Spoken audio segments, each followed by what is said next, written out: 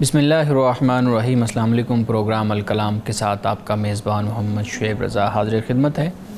ناظرین کرام، یہ پروگرام جو سٹی نیوز نیٹ ورک اور ادارہ فکر جدید کے اشتراک سے شروع کیا گیا ہے، اس کے پہلے حصہ میں ہم قرآن کریم کی کچھ آیات کو سمجھنے کی کوشش کرتے ہیں اور دوسرے حصہ میں اپنے عہد کے نمائندہ سیاسی، سماجی، مذہبی موضوعات پہ پیدا ہونے والے سوالات کے جوابات ایک نئے نقطہ نظر سے جاننے کی کوشش کرتے ہیں۔ حسب سابق ہمارے ساتھ شریک گفتگو ہیں جناب محمد امانت رسول صاحب۔ محمد صاحب بہت شکریہ آپ کے وقت کا۔ میری معاونت کے لیے موجود ہیں جناب احمد بلال۔ احمد تھینک یو سو مچ۔ ناظرین کرام، ہم گزشتہ پروگرام میں گفتگو کر رہے تھے سورۃ الاعراف اور سورۃ الاعراف کی وہ آیات جن میں حضرت آدم علیہ السلام، حضرت حوا، شیطان اور اللہ رب العزت کا شیطان کے ساتھ جو مکالمہ ہے وہ آیات تھیں۔ ہم نے ان آیات کا مفہوم سمجھنے کی کوشش کی تھی۔ آج ان آیات کے اوپر جو نکات ہیں ان کو ہم جاننے کی کوشش کریں گے۔ میں جناب امانت رسول صاحب سے گزارش کروں گا اپنے گفتگو کا آغاز کیجیے گا۔ بسم اللہ الرحمن الرحیم۔ کل ہم نے حضرت آدم حوا کا ذکر کیا تھا اور صرف ترجمہ اور مختصر تشریح کے ساتھ اسے بیان کیا تھا۔ اس میں بہت ہی ایسی اہم باتیں ہیں جن پہ روشنی ڈالنا ضروری ہے تاکہ ہمیں معلوم ہو سکے کہ اس واقعہ میں ہمارے لیے کیا سبق ہے۔ سب سے پہلے تو یہ بات یاد رکھیے کہ قرآن کریم میں 7 مقامات پہ قصہ آدم و حوا کا ذکر ہوتا ہے اور سورۃ البقرہ میں تفصیل سے اس کا بیان ہے اور یہاں سورۃ الاعراف میں بھی تفصیل کے ساتھ اس کو بیان کیا گیا ہے، لیکن مختلف پہلو سے۔ قرآن مجید میں 4 واقعات یعنی 4 لوگوں کے واقعات ایسے ہیں کہ جن کو پڑھنا چاہیے اور سمجھنے کی کوشش کرنی چاہیے۔ ایک حضرت آدم ہیں، ابراہیم ہیں، موسیٰ ہیں اور حضرت عیسیٰ علیہ السلام۔ یہ 4 اللہ کے پیغمبر، برگزیدہ پیغمبر ہیں کہ جن کی سیرت کو قرآن مجید نے بیان کیا، جن کے حالات کو بیان کیا، جن کے واقعات کو بیان کیا۔ اگر ان 4 شخصیات کو پڑھ لیا جائے، سمجھ لیا جائے تو تقریباً قرآن مجید کا کافی حصہ ان پر مشتمل ہے۔ قرآن مجید نے اسی مقام پر سورۃ الاعراف میں پہلے تو ذکر کیا تھا تمکین کا، بسانے کا، یعنی انسان آدم و حوا کی تخلیق کے بعد اسی زمین پر بسائے گئے اور خاص طور پر عرب کے لوگوں کو یہ خطاب کیا۔ تمکین کا مطلب اقتدار دینا ہوتا ہے، مضبوط کرنا ہوتا ہے، آباد کرنا ہوتا ہے۔ پھر اس کے بعد آدم علیہ السلام کے اس واقعے کا بیان شروع ہوتا ہے۔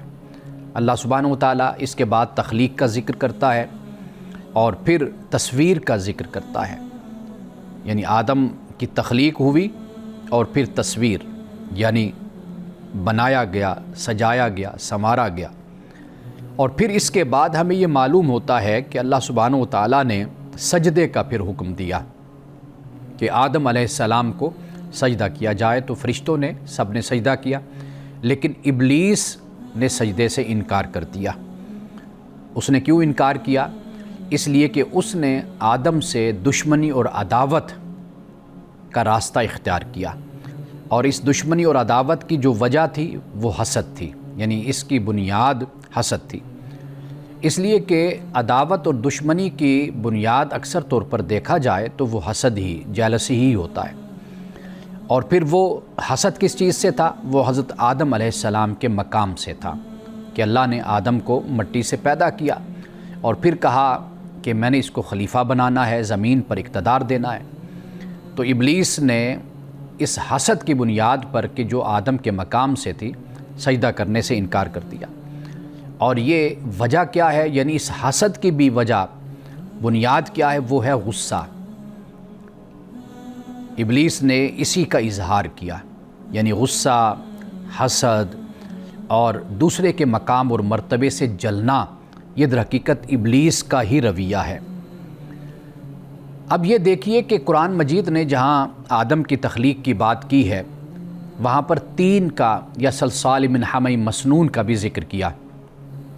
صرف یہ نہیں فرمایا کہ بھئی ہم نے یا میں نے بشر کو، انسان کو میں تخلیق کرنے والا ہوں مٹی سے، ساتھ آگے یہ بھی فرمایا کہ فَإِذَا سَوَّيْتُهُ وَنَفَخْتُ فِيهِ مِن رُوحِي فَقَعُوا لَهُ سَاجِدِينَ، یہ بھی فرمایا کہ جب میں اس کا تسویہ کر دوں اور اس کو فائنل کر دوں، جب یہ بن جائے، تیار ہو جائے بہت اچھی شکل اور صورت میں، تو پھر میں نے اپنی روح کو پھونکا اور پھر میں نے فرشتوں سے کہا کہ بھئی تم نے اسے سجدہ کرنا ہے۔ اب ابلیس کا جو بیان ہے وہ صرف مٹی کا ذکر تو کرتا ہے، لیکن تسویہ کا ذکر بھی نہیں کرتا اور روح کا ذکر بھی نہیں کرتا، کیونکہ مٹی یہ اس میں انسان جانور سب برابر ہیں، حیوانات ہوں انسان ہوں سب اسی مٹی سے بنے، تو ابلیس اس مٹی کا تو ذکر کرتا ہے، لیکن جو آدم کی انفرادیت ہے کہ اس میں تسویہ اللہ نے پیدا کیا، تسویہ یہی ہے کہ شکل و صورت ہے، انسان کو اللہ سبحانہ و تعالیٰ نے ایک پسند دی ہے، چوائس دی ہے، انسان کھاتا بھی ہے تو وہ بھی بڑے اہتمام کے ساتھ، اور اس میں اس کا ایک ذوق ہوتا ہے، ایک ٹیسٹ ہوتا ہے، اس کا ایک معیار ہوتا ہے، یہ چیز جانوروں میں نہیں پائی جاتی۔ تو یہ تسویہ اللہ نے کیا اور پھر اپنی روح کو پھونکا، یعنی روح سے مراد یہی ہے کہ اللہ نے جب اپنی روح کہا تو اس سے مراد انسان کا شرف ہو گیا، آدم کا شرف ہو گیا، یہ مقام اللہ نے آدم کو دیا۔ لیکن ابلیس اس کا ذکر نہیں کرتا، ابلیس صرف اور صرف مٹی کا ذکر کرتا ہے، یعنی اس سے یہ بھی معلوم ہوتا ہے کہ جو ابلیس کے نقش قدم پر چلنے والے لوگ ہوتے ہیں وہ ہمیشہ دوسرے کے مقام اور مرتبہ کو گرانے کے لیے ان پوائنٹس کو اٹھائیں گے کہ جس سے باقی جو خوبیاں اور کمالات ہوں، صفات ہوں، وہ پس پردہ چلی جائے، اور ایک بات کو اٹھا کر اچھال کر اس کو سامنے رکھ دیا۔ تو یہ ابلیسی رویہ ہوتا ہے۔ جو اصل طریقہ اور رویہ ہے وہ یہ ہونا چاہیے کہ جب آپ کسی شخصیت کا تجزیہ کرتے ہیں تو پھر اخلاص کے ساتھ اور سنسیریٹی کے ساتھ آپ اس کا تجزیہ کریں، اس کے ہر پہلو کو پھر پیش نظر رکھیں۔ یہاں سے ہمیں یہ بھی معلوم ہوتا ہے کہ جب ابلیس یہ کہتا ہے کہ بھئی مجھے آگ سے تو نے بنایا اور اس کو مٹی سے، تو گویا کہ اس مادیت کی بنیاد پر اپنی فضیلت یا اپنے عرفہ ہونے کا جو دعویٰ ہے وہ سب سے پہلے ابلیس نے کیا تھا۔ اللہ سبحانہ و تعالیٰ کہ ہاں جو معیار ہے عزت کا، تکریم کا، وہ تقویٰ ہے، وہ پرہیزگاری ہے، وہ ایمان عمل صالح ہے۔ وہ یہ نہیں ہے کہ آپ کس سے بنے ہیں، آپ کا خاندان کیا ہے، آپ کا حسب نسب کیا ہے، آپ کتنے بڑے عہدے اور مرتبے پر بیٹھے ہوئے ہیں۔ یہ کام ابلیسی نقش قدم پر چلنے والے جو لوگ ہوتے ہیں ان کی یہ سوچ ہوتی ہے۔ اب ابلیس کی آخری حد تک یہ کوشش تھی کہ کسی طرح آدم کو نااہل ثابت کیا جائے اور اللہ تعالیٰ کے سامنے یہ ثابت کر دیا جائے کہ آدم کے جس کو اے اللہ تو نے خلیفہ بطور خلیفہ تو نے منتخب کیا اور فرشتوں سے کہا کہ اس کو سجدہ کرو، یہ اس قابل نہیں تھا کہ جس کو تو نے منتخب کیا۔ لیکن اللہ سبحانہ و تعالیٰ نے شیطان کو قیامت تک پھر اس کی مہلت بھی دی اور یہ بھی بتا دیا کہ قیامت کے دن پھر اس کا فیصلہ ہوگا۔ اب یہ بات بھی یاد رکھیے کہ شیطان کا، ابلیس کا جو مقابلہ ہے وہ نعوذ باللہ در حقیقت وہ خدا سے اپنا مقابلہ کرتا ہے، آدم سے نہیں کرتا، اس لیے کہ خدا کا فیصلہ ہے، خدا کا امر ہے، خدا کا حکم ہے۔ آدم کو مقام اور مرتبہ جو خلافت کا دیا وہ اللہ نے دیا، تو وہ در حقیقت اس کا مقابلہ نعوذ باللہ وہ یہ ثابت کرنا چاہتا ہے اور اسی تگ و دو میں لگا ہوا ہے کہ تیرا یہ چناؤ، تیرا یہ انتخاب غلط تھا، یعنی یہ تیرا فیصلہ درست نہیں تھا۔ لیکن حضرت آدم علیہ السلام نے ابلیس اور شیطان کے اس ارادے کو بھانپ لیا اور اس کو پھر اس کی خلاف ورزی اس طرح ہوئی کہ اللہ کی بارگاہ میں پھر حضرت آدم و حوا نے پھر توبہ کی اور مغفرت کی۔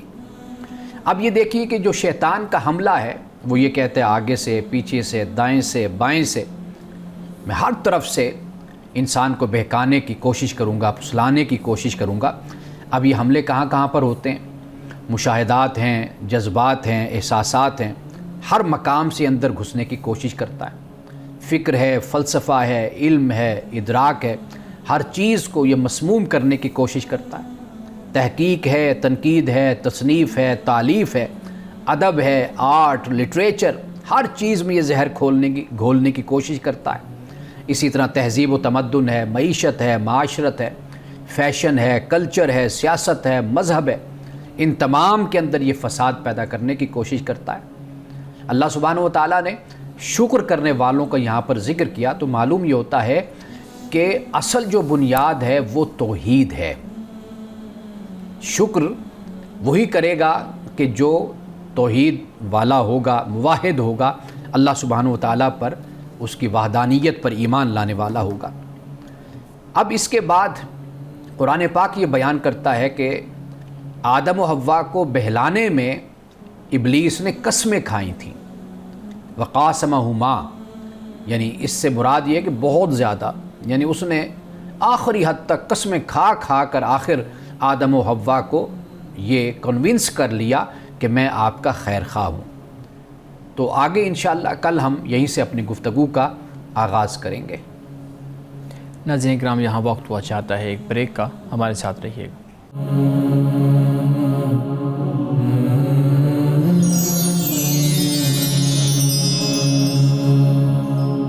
ویلکم بیک ناظرین۔ امان صاحب بہت شکریہ، آپ نے بہت اچھے طریقے سے بہت اہم نکات پہ گفتگو کی ہے۔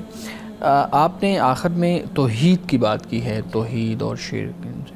میں پڑھ رہا تھا تو ہمارے ہاں مختلف تعبیریں، ایک صوفیاء کی طرف سے ایکسپلین کیا گیا اس کو، پھر اقبال نے بھی اس پہ بات کی اور بھی اسکالرز نے اس پہ بات کی ہے کہ یہ جو ابلیس ہے اور یہ جو توحید کا کانسیپٹ ہے، اس کو کسی طریقے سے انہوں نے بیان کیا ہوا ہے۔ میں آپ کے سامنے ایک سوال رکھتا ہوں جو میرے ذہن میں اس وقت پیدا ہوا کہ کیا ابلیس سب سے بڑا توحید پرست تھا؟ کیونکہ اس نے تو خدا کی جو ہے نا وہ وحدانیت کا اقرار کیا کہ میں تو تجھے پوچھوں گا، میں تیری عبادت کروں گا۔ تو یہاں سے تو یہ چیز معلوم ہوتی ہے کہ یہ توحید پرست تھا۔ اور ایک صوفیاء کا نقطہ نظر ہمیں اس پہ ملتا ہے، ان کا نقطہ نظر یہ ہے کہ وہی اصل میں سب سے بڑا ایک جو توحید پرست تھا وہ شیطان تھا، یعنی ابلیس تھا۔ تو آپ اس کے بارے میں کیا کہتے ہیں؟ دیکھیے، اگر وہ توحید پرست ہوتا تو خدا کی مانتا۔ خدا کو ماننا تو کافی نہیں نا، خدا کی بھی تو ماننی ہوتی ہے نا۔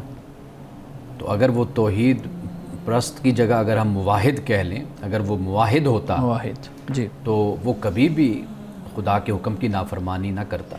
اللہ نے جو فرما دیا وہ اپنے آپ کو اس کا پابند بناتا۔ یہ گویا کہ اس نے شرک کیا۔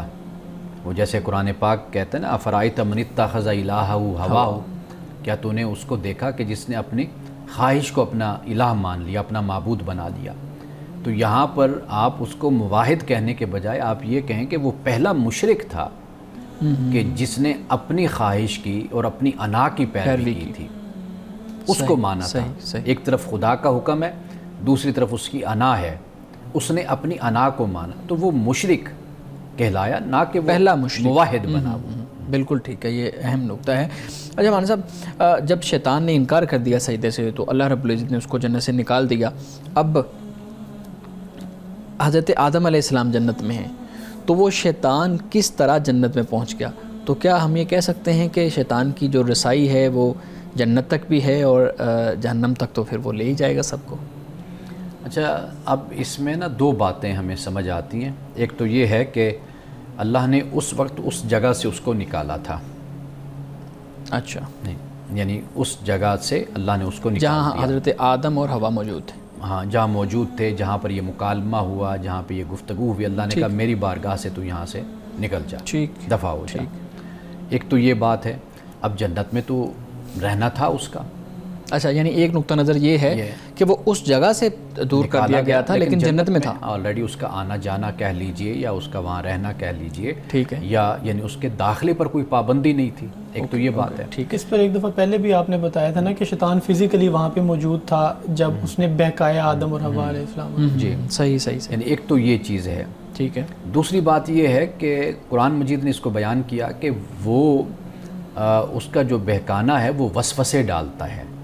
بالکل، یعنی اب مثال کے طور پر قرآن نے اس کو بیان کیا کہ قیامت کے دن وہ کہے گا یعنی ان لوگوں کو کہ جو اس پر الزام لگائیں گے کہ بھئی یہ وجہ اس نے ہمیں بہکایا تھا، ہمیں گمراہ کیا تھا، تو وہاں پر ابلیس کہے گا میں نے تو صرف ان کو دعوت دی تھی، ان کو بلایا تھا، انہوں نے جو بھی کام کیا، گناہ کیا، اپنی مرضی سے کیا، اپنے ارادے سے کیا، میں نے صرف ان کو دعوت دی تھی، ان کو پکارا تھا۔ تو یہ وہ چیز ہے کہ جس سے ہم یہ سمجھ سکتے ہیں کہ آدم و حوا کے ساتھ بھی ممکن ہے کہ یہی معاملہ ہوا ہو تو قرآن مجید ان سوالوں کے جواب نہیں دیتا. سمپل اور سادہ سی بات جو ہمیں بین السطور میں سمجھ آتی ہے وہ یہی ہے کہ اس کو اللہ نے اپنی بارگاہ سے نکال دیا, لیکن ابھی اگلا جو مرحلہ تھا اس کو جنت سے نکالنے والا وہ ابھی نہیں آیا تھا, وہ وہاں پر موجود تھا. تو اس نے پھر جو اس نے کرنا تھا وہ اس نے پھر کیا. اور اسی لیے قرآن اس کو اہبطوا کی جب بات کرتا ہے تو میرے خیال میں پھر ان دونوں کو مخاطب کرتا ہے, واقعی تینوں کی بات کرتا ہے. اگر ہم میں ایک چیز پوچھنا چاہتا ہوں, آپ نے جو اپنی گفتگو میں بات کی جب بیہیویئر اور رویے پہ آپ بات کر رہے تھے اور آپ نے بتایا کہ ہم کسی کے برے اس بیہیویئر کو ڈومیننٹ کرتے ہیں اور اس کی جو اچھائیاں ان ساروں کو اگنور کر دیتے ہیں, تو عام طور پہ اب دیکھیں, یعنی آپ نے تو شیطان سے اس کو ریلیویٹ کیا, لیکن اب بھی دیکھیں تو سوسائٹی میں یہی ہوتا ہے. عام طور پہ ایک شخص کی اچھائیاں جو ہیں وہ جتنی بھی ہوں, جب اس کی کوئی برائی سامنے آ جاتی ہے تو پھر اس کو برائی ہم کہتے ہیں اور اچھائیوں کو ہم اگنور کرتے ہیں. تو کیوں ہم اس رویے کی طرف زیادہ بڑھتے جا رہے ہیں, اور کیا واقعی ضروری ہے کہ ہم اچھائیوں کے ساتھ برائی اگر نظر آ جائے تو اس کے ساتھ ساتھ اچھائیوں کو بھی ایک طرف دیکھیں کہ بھئی یہ بندہ اچھا بھی ہے؟ دیکھیے, میں نے یہ نہیں کہا کہ ابلیس کے ساتھ ہی خاص ہو گیا. میں نے یہ بتایا کہ ابلیس کی یہی باتیں, یعنی یہی حسد ہے, یہی دشمنی اور عداوت ہے, دوسرے کے مقام اور مرتبہ سے جلنا ہے, یا دوسرے کو انفیریئر ثابت کرنے کے لیے ان باتوں کو اٹھا لینا کہ جو باتیں اس کی شخصیت کو ڈیمیج کرتی ہیں, یہ رویہ شیطانی ابلیسی رویہ ہے. یہ انسانوں میں بھی ہوتا ہے. یعنی کسی پروگرام میں ہم نے یہ کہا تھا نا کہ جو وہ محسوس کرتا ہے ابلیس, وہ چاہتا ہے کہ انسان بھی دوسرے بھی محسوس کریں. تو وہی معاملہ انسانوں میں بھی ہے. میں نے یہ خاص ابلیس کے لیے نہیں, یعنی آگے بھی یہ ایسا رویہ لوگوں میں جو پایا جاتا ہے, ان لوگوں کو چاہیے کہ اپنا احتساب کریں. وہ دیکھیں کہ بھئی ہم جب کسی کا ذکر کرتے ہیں کھلے دل کے ساتھ آپ دوسرے کی تعریف کریں. ہم یہ سمجھتے ہیں کہ شاید میں نے اس کی تعریف کر دی یا اس کی خوبیاں بیان کر دیں تو میری شخصیت اس سے جو ان سے انفیریئر ہو جائے گی, کمتر ہو جائے گی. تو ایسا معاملہ نہیں ہے. کھل کر کسی انسان کی خوبی ہے, کمال ہے. مثال کے طور پر آپ دیکھیں ایک شخص بڑے مرتبے پہ پہنچ جاتا ہے جی, اب ہم ہمیشہ اس کے ماضی کو ڈسکس کرتے رہیں گے کہ یہ تو فلاں گاؤں میں تھا, فلاں جگہ پہ رہتا تھا اور یہ اس طرح پھرتا تھا, اس کا باپ یوں تھا, بھائی ایسے تھے, تو فلاں آج یہ یہاں پہنچ گیا, کل تک تو یہ ہم سے مانگا کرتا تھا, یا کوئی ایسے ہوتا ہے. لیکن معاملہ یہ ہے کہ اب جو ہے وہ آپ اس کی قدر کریں نا, آپ اس کی وہ ساری باتیں بیان کریں. تو اس معاملے میں احتیاط ہی انسان کو کرنی چاہیے. مولانا صاحب, آپ نے کہا کہ وہ وہاں پہ موجود تھا, اللہ رب العزت نے اس کو اپنی اس بارگاہ سے دور کیا تھا. ہم ایک واقعہ سنتے ہیں کہ شیطان نے جب حضرت آدم کو پھسلایا, وسوسہ ڈالا, تو وہ مختلف شکلوں میں آیا. پہلے مور کی شکل میں آیا, پھر وہ سانپ کی شکل میں آیا, اور یہ سب تفسیر کے اندر یہ پڑھتے ہیں. کیا واقعی ہی شیطان مور اور سانپ اور کسی بھی جانور کی شکل میں آیا تھا؟ ایک تو قرآن مجید نے اس کا کوئی ذکر نہیں کیا, اور قرآن مجید کے علاوہ کہیں حدیث میں بھی اس کا کوئی ذکر نہیں ہے. صحیح. تو علماء نے یہ لکھا ہے کہ یہ بالکل غیر متحقق قسم کی بات ہے, کوئی اس کا ثبوت نہیں ہے, کوئی اس کی ثقافت نہیں ہے. یہ بس ایسی ہیں کہ جو ہمارے ہاں نقل ہو گئیں, بس پھر کتابوں میں آ گئیں, لوگوں نے پھر اس کو سننا شروع کر دیا. آپ کو پتہ ہے کہ بھئی اگر یہ بتایا جائے کہ بھئی شیطان مور کی شکل میں آیا, سانپ کی شکل میں آیا, تو لوگ پھر ذرا تجسس پیدا ہوتا ہے, سنیں تو صحیح بھئی کیسے اس کی شکل تھی. اور پھر جو بتانے والا ہوتا ہے وہ پھر اس سانپ پر بھی روشنی ڈالنے لگ جاتا ہے, بالکل, اور مور پر بھی روشنی ڈالنے لگ جاتا ہے. تو وہ اس طرح ذرا بات لمبی ہو جاتی ہے, اس میں کریوسٹی آ جاتی ہے, تجسس, سسپینس پیدا ہو جاتا ہے. تو میرا خیال ہے کہ یہ اس مقصد کی خاطر زیب داستان کے لیے آپ کہہ لیجئے بات کو بڑھایا جاتا ہے, لیکن نہ قرآن میں ہے اور نہ کوئی سکہ حدیث میں اس کا. جس طرح پہلے بھی بتاتے ہیں کہ جو چیز عقل میں نہ آئے اس کو ہم زیادہ جلدی کچھ لوگ ایکسیپٹ کرتے ہیں کہ یہ واقعی یہ کام ہو سکتا ہے. عقل کے علاوہ جذبات کو جو اپیل کریں. بالکل صحیح. تو انسان کی خواہش ہوتی ہے داستان اور کہانی سننے کی, تو پہلے تو سب سے بڑی تفریح اور یہی ہوتا تھا, ریفریشمنٹ یہی لوگوں کی ہوا کرتی تھی. بالکل صحیح ہے. ناظرین کرام, یہاں وقت ہوا جاتا ہے ایک بریک کا, ہمارے ساتھ رہیے گا.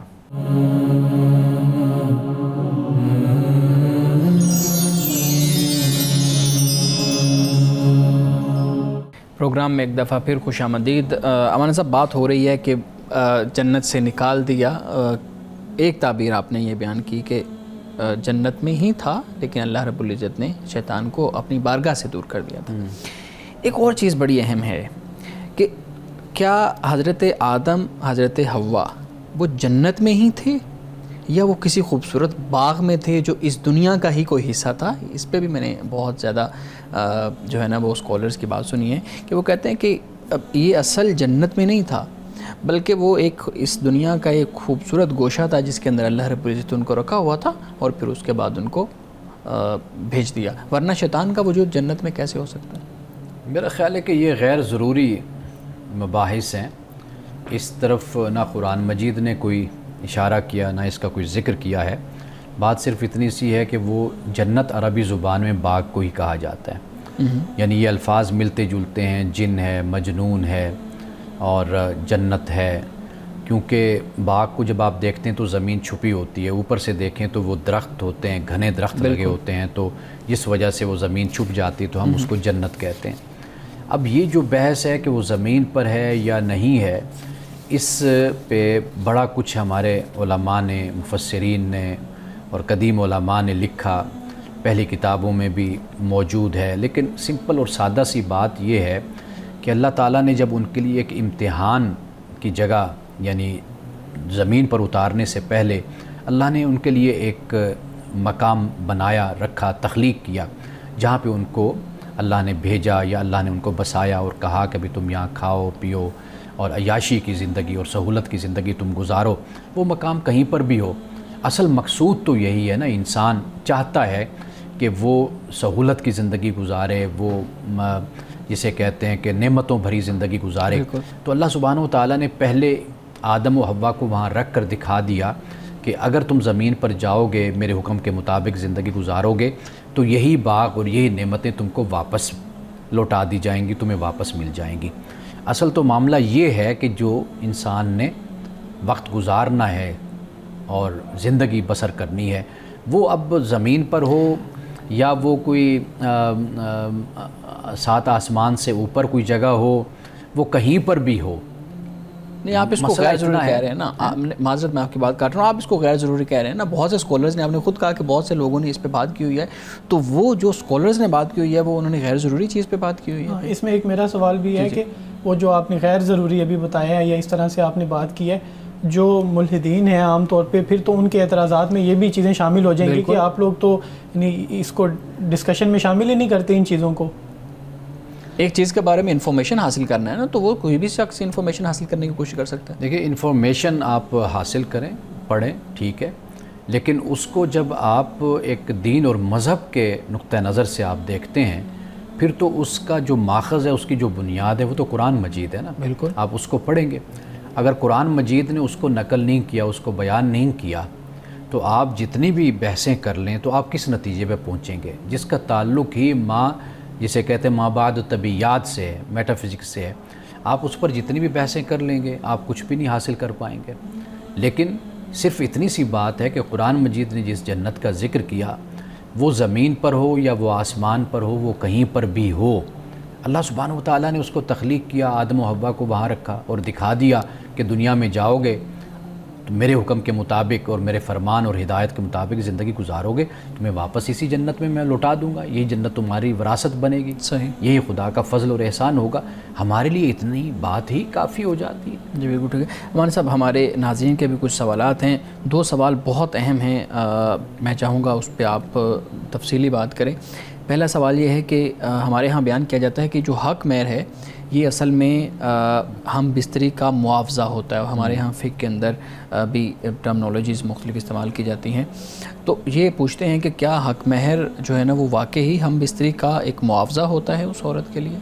دیکھیے، اگر نعوذ باللہ اس طرح اس کو ہم بستری کا معاوضہ کہا جائے تو انسان اپنی رفیق حیات کے ساتھ، اہلیہ کے ساتھ ساری زندگی گزارتا ہے، تو کیا اس کا پھر تصور کیا جا سکتا ہے کہ ہر دفعہ جب بھی انسان اپنی بیوی کے قریب جاتا ہے تو پھر وہ حق مہر ادا کرتا ہے؟ یہ بات تو نہیں ہے نا۔ اصل 2-3 اس کے پہلو ہیں، حکمتیں ہیں جو ذہن میں رکھنی چاہیے۔ ایک جو حکمت ہے، جو بات ہے، وہ یہ ہے کہ عورت کی ایک حیثیت ہے، اس حیثیت پر اس کو تحفہ دیا جاتا ہے، یعنی اس کو تحفہ پیش کیا جاتا ہے۔ ٹھیک ہے۔ کہ یہ آپ کو مرد نے اہمیت دی ہے, اس نے عزت دی ہے, صحیح, اب وہ آپ سے اس نے نکاح کیا ہے, آپ کو گھر میں لایا ہے, تو یہ تحفہ ہے جو آپ کو پیش کیا جاتا ہے. ٹھیک, ایک تو یہ بات ہے.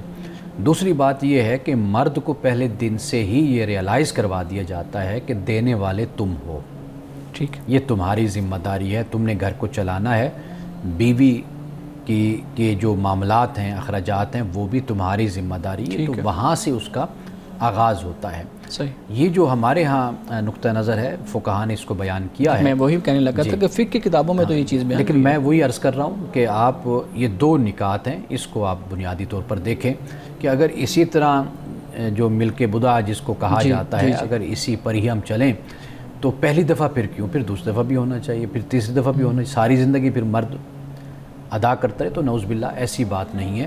یہ بنیاد ہے آپ کہ جو آغاز زندگی ہے, ایک نئی زندگی کا آغاز ہو رہا ہے, اس میں محبت کو, اس میں احساس کو, تعلق کو پیدا کرنے کے لیے یہ فرمایا گیا کہ بھئی حق مہر تم ادا کرو.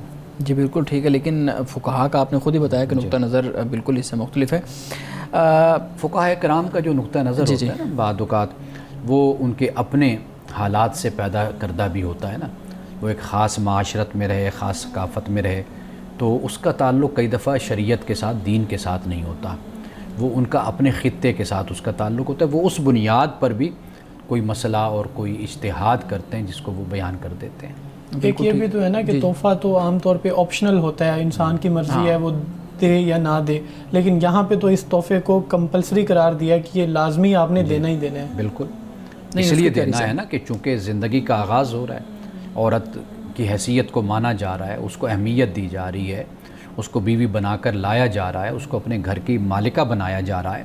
تو یہ ایک محبت کا آغاز دینے سے ہی ہو رہا ہے, لینے کے بجائے دینے سے اس کا آغاز ہو رہا ہے. تو یہ تو ایک اچھا جسے کہتے ہیں نا جسچر ہے, یہ ایک اچھا طریقہ ہے کہ آپ آغاز سے ہی دینے والے بنتے ہیں. اس کا مطلب بیوی کو پری ڈومیننٹلی ایک لو سمبل بنا دیا ہے, پہلے سے ہی محبت کی ایک وہ علامت قرار دیتی ہے. واضح بات ہے کہ عورت ہے, بیوی ہے.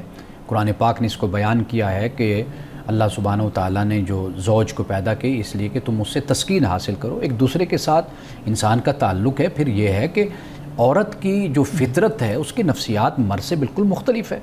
یعنی مرد جو ان سے وہ ستائش کرنے والا ہے, وہ سراہنے والا ہے, وہ تعریف کرنے والا ہے. عورت اس تعریف کو, اس سراہنے کو پسند کرتی ہے. بالکل ٹھیک. آپ کپڑے جس طرح کے بھی پہن لیں, آپ 2 منٹ لگائیں گے تیار ہو کر آ جائیں گے. آپ کبھی نہیں کہیں گے بیگم سے ذرا مجھے دیکھو میں خوبصورت لگ رہا ہوں, کیسا لگ رہا ہوں. لیکن بیگم جب تیار ہو کر آئے گی وہ ہمیشہ آپ سے کہے گی مجھے بتائیں میں کیسی لگ رہی ہوں. بلکہ اگر آپ تعریف نہیں کریں گے وہ ناراض بھی ہو جاتی ہیں کہ آپ نے تعریف نہیں کی. تو پھر آپ اس کو فطری سمجھتے ہیں کہ عورت فطری ایک نفسیاتی معاملہ ہے. اللہ تعالیٰ انسان کی نفسیات سے وہ پیدا کرنے والا ہے, وہ خالق ہے. اس نے اس حساب سے اس کے مطابق اپنے احکام کو نازل کیا ہے, اور جہاں مرد کو پابند کیا ہے وہ مرد کی جبلت اور اس کی فطرت اور اس کے مزاج, اس کے نفسیات کے عین مطابق ہے. جہاں پر عورت کو احکام دیے وہاں پر اس کی فطرت اور اس کی طبیعت اور جبلت اور مزاج کے مطابق احکام دیے. سر آپ کو نہیں لگتا کہ خواتین جس طرح آزادی کی طرف جا رہی ہیں اور مرد ان ساری چیزوں کو دیکھ رہے ہیں, ایک وقت آئے گا کہ مرد بھی ڈیمانڈ کر دے کہ بھائی ہمیں اب ملنا چاہیے حق مہر, عورتیں بھی کماتی ہیں تو ہمارا بھی حق ہے, ہمیں بھی حق مہر ملے, کیونکہ اگر یہ گفٹ ہے تو گفٹ تو ہمارے لیے بھی ہونا چاہیے. دیکھیے گفٹ دینے پر تو کوئی پابندی نہیں ہے. عورت آج بھی جب شادی ہوتی ہے اپنی طرف سے بھی کوئی نہ کوئی چیز اپنے ہسبینڈ کو دیتی ہے, تو وہ کوئی مسئلہ نہیں ہے. لیکن میں آپ کو دین کے حوالے سے بتا رہا ہوں کہ دین اس کا پابند کرتا ہے. اچھا ایک اور بات یاد رکھیے, آج ہم جو باتیں کر رہے ہیں نا, ہم اللہ آپ کو ہمیں لمبی زندگی دے, ہم دیکھیں گے کہ یہی جو ماڈرن لوگ ہیں یہ اسی سے ہی رجوع کرتے ہوئے آپ کو نظر آئیں گے. ایک وقت تھا نا کہ کتنا کریز تھا لوگوں کو کھانے کا, جنک فوڈ کا, فاسٹ فوڈ کا. اب آپ دیکھیے کتنا چینج آ رہا ہے کہ لوگ آرگینک فوڈ کی طرف جا رہے ہیں نا. بالکل, یہ لوگوں نے اسٹیٹس سمبل بنا دیا تھا کہ ہم جی میکڈونلڈ گئے تھے, ہم فلاں جگہ گئے تھے, ہم نے یہ کھانا کھایا, کلاس کے مطابق, کلاس کا. اب خود یورپ اس سے رجوع کر رہا ہے. آپ دیکھیں گے, اللہ آپ کو زندگی دے, آپ نوجوان ہیں, آپ دیکھیں گے کہ آپ کو اس میں بھی رجوع نظر آئے گا. سر اللہ آپ کو بھی زندگی دے, آپ بھی دیکھیں گے انشاءاللہ. یعنی کہ مثلا 40 سال 50 سال بعد, 100 سال بعد, 70 سال آپ دیکھیں گے, یعنی خود بخود انسان اپنے اعمال سے اور اپنے نتائج سے انسان سیکھتا ہے اور پھر واپس پلٹتا ہے اصل کی طرف. ناظرین کرام یہاں وقت ہوا چاہتا ہے ایک بریک کا، ہمارے ساتھ رہیے گا۔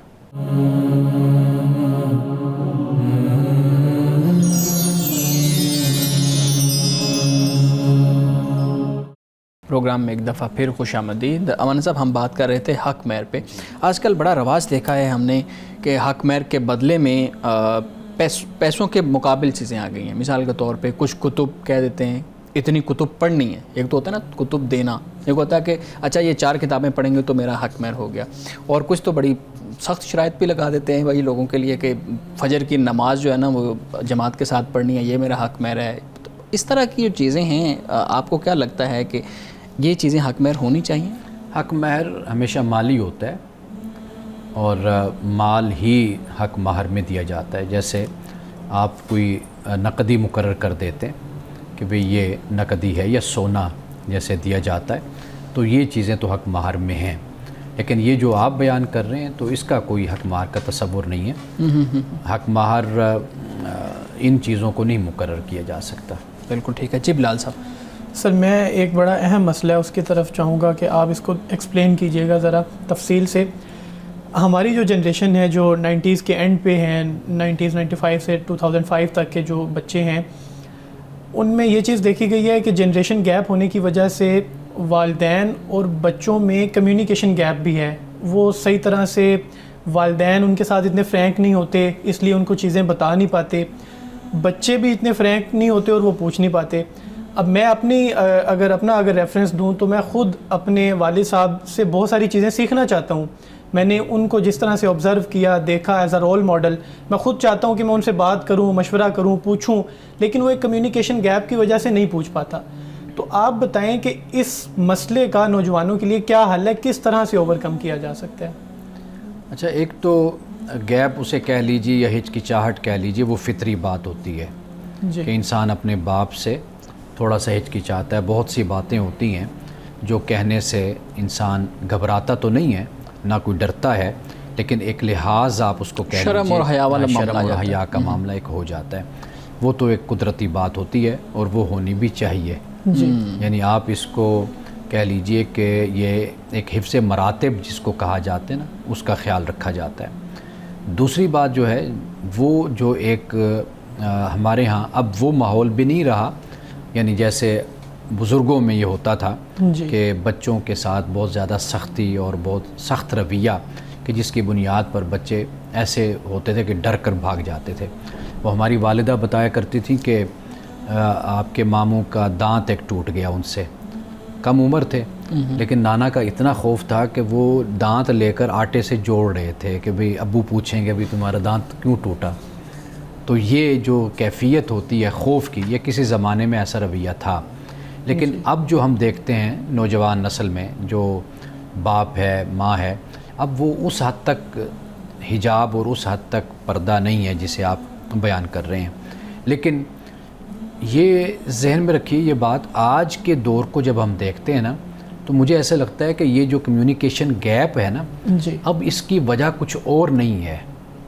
اس کی وجہ اپنے آپ کو دیگر مصروفیات میں انوالو کرنا اور ان مصروفیات کو اپنے لیے پسند کر لینا، چن لینا، اور پھر انہی میں ہی مصروف رہنا، یہ ایک بڑی وجہ ہے۔ یعنی اولاد وہ یہ چاہتی ہے کہ اچھا ہے کہ باپ کے پاس نہ بیٹھا جائے، نہ ٹائم دیا جائے، زیادہ اپنے دوستوں کے ساتھ یا موبائل پر یا ان چیزوں پر وہ مصروف رہتے ہیں۔ آپ کمرے میں دیکھ لیجئے 4 بندے بیٹھے ہوں گے، چاروں کے چاروں اپنے موبائل میں مصروف ہوں گے، یہ صورتحال ہوتی ہے۔ تو میرا خیال ہے کہ اب جو معاملہ ہے نا وہ ہے اصل میں جسے آپ کہیے کہ سہولت کا اور عیاشی کا۔ ہم یہ سوچتے ہیں کہ بھئی میں بیٹھ کر بات کروں گا شعیب صاحب سے، آدھا گھنٹہ بیٹھوں گا، گھنٹہ، میں ان کے ساتھ کیوں بیٹھوں، میں بور ہوں گا، چلو میرے پاس موبائل ہے تو میں اپنا ٹائم اس پہ گزاروں، کوئی ویڈیوز دیکھوں گا، کوئی ٹک ٹاک وغیرہ یا اس طرح کی چیزیں۔ اٹریکشن بھی تو ہوتی ہے نا، کئی چیزیں ایسی ہوتی ہیں جو زیادہ کشش والی ہوتی ہیں، تو اس لیے اب وہ مسئلہ نہیں ہے جس کی طرف آپ اشارہ کر رہے ہیں، لیکن والد کو یہ ذمہ داری پھر والد کی ہوتی ہے۔ اولاد ابھی بڑھ رہی ہے، نوجوان ہو رہی ہے، آگے نکل رہے ہیں، تو پھر والد کی یہ ذمہ داری بن جاتی ہے کہ وہ دوستانہ ماحول بچوں کے ساتھ پیدا کرے۔ ہم اکثر یہ کرتے ہیں کہ ہم ٹوکا ٹاکی بہت زیادہ تنقید، روکنا، میں تو بعض اوقات یعنی بچوں کی حالت پر بھی مجھے ترس آتا ہے کہ اتنی زیادہ ماں سمجھا رہی ہوتی ہے اور باپ سمجھا رہا ہوتا ہے، تو تھوڑا سا خاموشی اختیار کر لی جائے. آپس میں کھیل ہوتی ہے، گیم ہوتی ہے، گھر میں انڈور ہوتی ہے، وہ ہوتی ہے، باہر جاؤ، ساتھ کٹھے جاؤ، کھانا کھاؤ، ملو، بیٹھو، گفتگو کرو. یہ جب آپ ایک گیپ کو ختم کرتے ہیں نا، تو پھر جب دوستی پیدا ہوتی ہے تو پھر یہ باتیں ڈسکس ہوتی ہیں پھر. جی بہت شکریہ سر. کچھ ایک ہی سوالات ہیں چند ایک میں چاہتا ہوں ان کا بھی جواب دیجیے گا. ایک تو یہ کہ آج کل لوگ کریڈٹ کارڈ پہ بھی اب بہت سارے آ رہے ہیں، تو کریڈٹ کارڈ کا استعمال کرنا کیا درست ہے؟ دیکھیے اس پہ دو آراء، چونکہ کریڈٹ کارڈ جو ہے یہ آج کی پیداوار ہے، پہلے چونکہ یہ مسئلہ نہیں تھا تو ہمارے علماء میں اس پر اختلاف ہے، لیکن اکثریت جو ہے وہ اس کو ناجائز اور اس کو حرام ہی قرار دیتے ہیں کہ بھئی یہ ایسے ہی جیسے سود ہے. لیکن ایک اور نقطہ نظر یہ ہے کہ وہ اس کو جائز ہے اس کے مطابق، اور وہ یہ ہے کہ وہ کہتے ہیں کہ بھئی اگر آپ کریڈٹ کارڈ لیتے ہیں تو گویا کہ وہ آپ کو سروس دے رہے ہیں. تو آپ اس سروس کے بدلے میں اگر آپ جرمانہ دیتے ہیں، آپ اس کو جرمانہ خیال کریں، آپ اس کو سود نہ کہیں، ربا نہ کہیں. وہ جرمانہ اس طرح ہے کہ جس طرح آپ بجلی کا بل نہیں دیتے تو ڈیو ڈیٹ کے بعد آفٹر ڈیٹ ہوتی ہے تو اس پر آپ 10-15 روپے، 50 روپے، 100 روپے زیادہ دیتے ہیں، تو اس طرح وہ ہو جاتا ہے. اس طرح اور بڑی جگہیں ہیں جہاں پر آپ جرمانہ ادا کر رہے ہوتے ہیں. تو لہٰذا یہ جو آپ کو وہ سروس دے رہے ہیں تو اس سروس کی بنیاد پر اگر آپ نہیں ادا کرتے تو یہ ایک لحاظ سے اس کو آپ جرمانہ خیال کر سکتے ہیں. جی مولانا صاحب آج کے حدیث مبارک کا بیان کیجیے گا. آج کی حدیث حضرت ابو ہریرہ رضی اللہ تعالیٰ عنہ سے روایت ہے. کہتے ہیں کہ رسول اللہ صلی اللہ علیہ وسلم نے فرمایا، اللہ پاک فرماتا ہے کہ خرچ کر، تجھ پر خرچ کیا جائے گا. آپ نے فرمایا کہ اللہ پاک کا دایاں ہاتھ بھرا ہوا ہے اور رات دن کی خرچ کرنے سے اس میں کوئی کمی واقع نہیں ہوتی. کیا تم دیکھتے نہیں کہ اس نے آسمان اور زمین کے پیدا کرنے سے کتنی فیاضی کی ہے، لیکن اس کے دائیں ہاتھ میں کوئی کمی واقع نہیں ہوئی. یعنی اللہ نے زمین اور آسمان کو پیدا کیا. زمین کے خزانے ہیں کہ ختم ہونے کو نہیں آ رہے. آسمان یعنی بلندی پہ آپ دیکھ لیجئے کتنے خزانے ہیں کہ جو کم ہونے کو نہیں آ رہے. تو کہا کہ یہ اللہ تعالیٰ کا دایاں ہاتھ ہے کہ اس دائیں ہاتھ میں آپ نہیں دیکھتے کہ کسی قسم کی کوئی کمی اور کسی قسم کی کوئی افلاس یا غربت نظر آتی ہو. یعنی اللہ بانٹی جا رہا ہے اور دیتے جا رہا ہے اور اس میں کسی قسم کی کوئی کمی واقع نہیں ہو رہی. ناظرین کرام، اس دعا کے ساتھ اپنے پروگرام کا اختتام کریں گے. اللہ رب العزت حسن کلام اور تاثیر کلام عطا فرمائے، ہماری زبان کے گروں کو کھول دے اور سننے والوں تک خیر کا پیغام پہنچے. اجازت دیجیے، خدا حافظ.